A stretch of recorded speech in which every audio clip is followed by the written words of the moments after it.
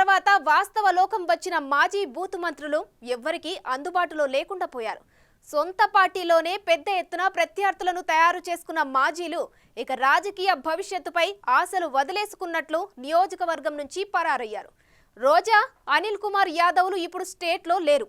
రోజా అయితే ఫలితాలు వచ్చి 2 నెలలు దాటినా నగరిలో మాత్రం కనిపించడం లేదు. విదేశాల్లో ఫ్యాన్సీ డ్రెస్లు వేసుకొని విహరిస్తున్నట్లు సోషల్ మీడియాలో హల్చల్ చేస్తున్న ఆమె ఫోటోలు చూస్తూ 2 సార్లు ఆమెను గెలిపించిన నగరి ఓటర్లు ముక్కున వేలేసుకుంటున్నారు.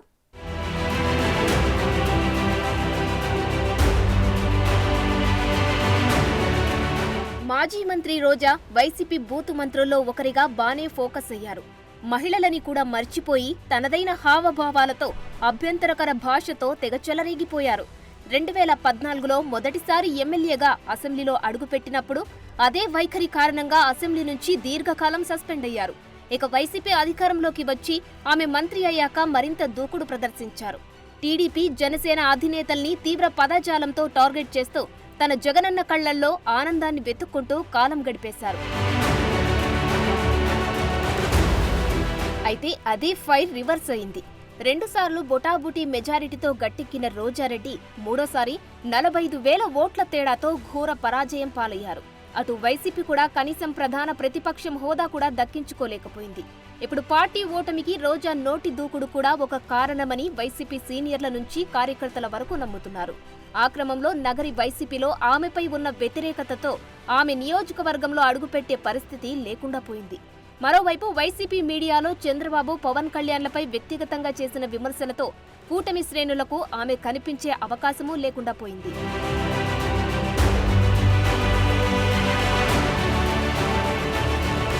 సినిమాల్లో పర్లేదు అనే ఇమేజ్ సొంతం చేసుకున్న రోజా పాలిటిక్స్ లో మాత్రం పూర్తి నెగిటివ్ ఇమేజే దక్కించుకున్నారు. ప్రత్యర్థులను స్థాయి భేదం లేకుండా విమర్శిస్తూ అభాసు పాలయ్యారు. ఆమె రాజకీయ ఓనమాలు నేర్చుకుంది టీడీపీలోనే. మరి అదేం మహిమో కానీ రోజా టీడీపీలో చేరగానే ఉమ్మడి రాష్ట్రంలో ఆ పార్టీ అధికారానికి దూరమైంది. 2004 ఎన్నికల్లో మొదటిసారి టీడీపీ నుంచి పోటీ చేసిన రోజా ఓడిపోవడంతో పాటు టీడీపీ పరాజయం పాలైంది. లీడర్లను తయారు చేసే కార్ఖానాగా పేరున్న టీడీపీలో రాజకీయ శిక్షణ పొందిన రోజా 2009 ఎన్నికల సమయానికి దివంగత వైఎస్ ఆశీస్సులు సంపాదించుకుని కాంగ్రెస్ బాట పట్టారు. 2009 ఎన్నికల్లో కాంగ్రెస్ రెండోసారి గెలిచినప్పటికీ ముఖ్యమంత్రి వైఎస్ ఏడాదిలోపే అమరులై విషాదం మిగిల్చారు. ఆ ఎఫెక్టుతో రోజాకి ఐరన్ లెగ్ అన్న బ్రాండ్ పడిపోయింది. ఇక తర్వాత జగన్ పంచకు చేరి 2 సార్లు ఎమ్మెల్యేగా గెలిచి ఏపీ ఐఐసీ చైర్మన్ గా, తర్వాత మంత్రిగా పనిచేసిన ఆమె తన కుటుంబ సభ్యులతో కలిసి పెద్ద ఎత్తున దందాలు చేసి పెద్ద ఎత్తున వెనకేసుకున్నారన్న ఆరోపణలు ఉన్నాయి.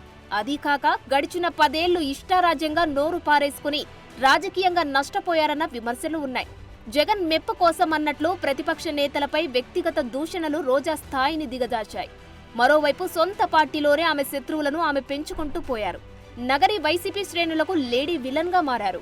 ఎన్నికల ముందు జగన్ ఆమె వ్యతిరేకులను పిలిపించుకొని స్వయంగా పంచాయతీ పెట్టి బతిమలాడినా ఆమెకు మద్దతివ్వడానికి ప్రత్యర్థులు ఇష్టపడలేదంటే వారి ఆగ్రహం ఏ రేంజ్లో ఉందో అర్థం చేసుకోవచ్చు.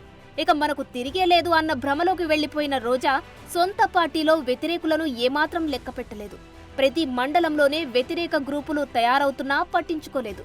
వాళ్లు తనను ఏం చెయ్యలేరు అన్న ఓవర్ కాన్ఫిడెన్స్ తో రోజా ఎవరినీ కేర్ చేయలేదు. పార్టీ బలాన్ని, అధికార బలాన్ని సొంత బలమనుకుని తిరిగి గెలిచేస్తామని ధీమాకు పోయారు.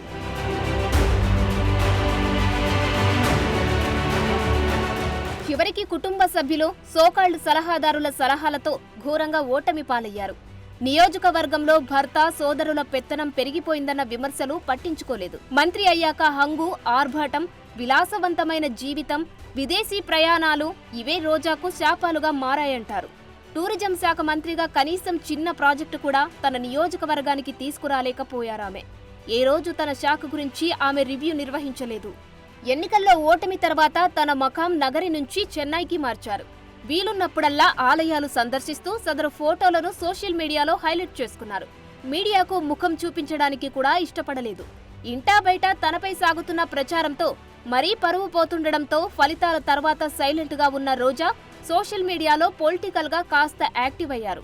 టూరిజం మంత్రిగా తన హయాంలో నిర్మితమైన ఋషికొండ ప్యాలెస్ పై వెల్లువెత్తుతున్న విమర్శలకు సమాధానమిచ్చే ప్రయత్నం చేశారు. రుషికొండపై పర్యాటక శాఖ భవనాలను నిర్మించడం తప్ప అని ప్రశ్నించారు.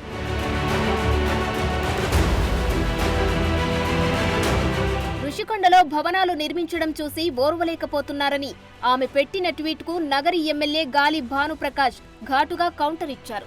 నవ్విపోతురుగాక నాకేటి సిగ్గు అన్నట్లుంది మీ యవ్వారం. ముందు ఆ ప్యాలెస్ కు మీ కొత్త బెంచ్ కారుకు ఉన్న సంబంధమేంటో బయట పెట్టండని ఆయన వ్యాఖ్యానించడం హాట్ టాపిక్ గా మారింది. ఇటీవల తమిళనాడులోనే ఓ ఆలయంలో రోజా ప్రవర్తించిన తీరు మరోసారి వివాదాస్పదమైంది. తనతో కరచాలనం చేయడానికి ముందుకొచ్చిన ఆలయ పారిశుద్ధ సిబ్బందిని దూరంగా ఉండమని రోజా నిలువరించడం విమర్శలకు దారితీసింది. రోజా చర్యను తమిళ మీడియా ఎండగట్టింది. ఎన్నికల తర్వాత చాలా రోజులకు జగన్ను కలిసిన రోజా ఆ తర్వాత పూర్తిగా సైలెంట్ అయిపోయారు. ఇప్పటికే నగరి ఎమ్మెల్యే భానుప్రకాష్ సైతం రోజాకు వార్నింగ్ ఇచ్చారు. నగరి పాదిరేడు భూముల స్కామ్ సహా భూ కబ్జాలు, అన్నదమ్ముళ్లతో కలిసి దోచుకున్న భూములు, చేసిన అవినీతి అన్నిటినీ బయటకు తీస్తామని, ఆడుదాం ఆంధ్రాలో అందనంత అవినీతి చేశారని, వాటిపై విచారణ జరిపిస్తామని రోజాను వదిలిపెట్టే ప్రశ్నే లేదంటున్నారు. ఇలా ఎటు చూసినా సమస్యలు చుట్టుముడుతుండడంతో ఆమె సైలెంట్ గా సైడ్ అయ్యారంటున్నారు. అయితే మొన్నటిదాకా ఆలయాలను దర్శిస్తూ తిరిగిన ఆమెను ఎక్కడా ఎవరూ తప్పు పట్టలేదు. కానీ తాజాగా ప్యారిస్ లో రోజా ఫ్యాన్సీ డ్రెస్ తో పర్యటిస్తున్న ఫోటోలు వైరల్ కావడంతో పార్టీలోని సీనియర్లు ఆగ్రహంగా ఉన్నారట. ఇక నగరిలో అయితే ఆమె అనుచరులు మరింత గుర్రుగా ఉన్నారట.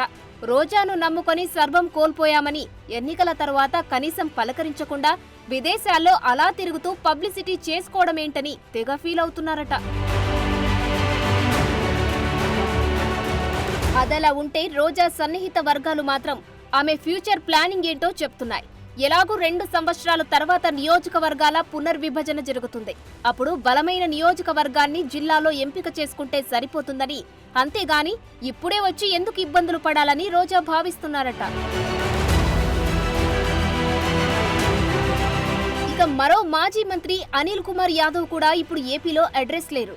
నెల్లూరు సిటీ ఎమ్మెల్యేగా ఉంటూ ప్రమోషన్ పేరుతో నరసరావుపేట ఎంపీగా పోటీ చేసిన ఆయన ఆ 2 జిల్లాల్లోనే కాదు, అసలు రాష్ట్రంలోనే కనిపించడం లేదు. నెల్లూరు నుంచి బిచాణా ఎత్తేసిన అనిల్ తమిళనాడులోనే మహాబలిపురంలో సేద తీరుతున్నారట. చొక్కా చేతులు మడిచి ప్రత్యర్థులకు వార్నింగ్లు ఇచ్చిన ఆయన ఇప్పుడు సైలెంట్ గా పక్క రాష్ట్రంలో టైంపాస్ చేస్తున్నారట. వైసీపీలో ఫైర్ బ్రాండ్లుగా ఫోకస్ అయిన ఆ మాజీ బూతు మంత్రుల పరిస్థితి అలా తయారైంది ఇప్పుడు.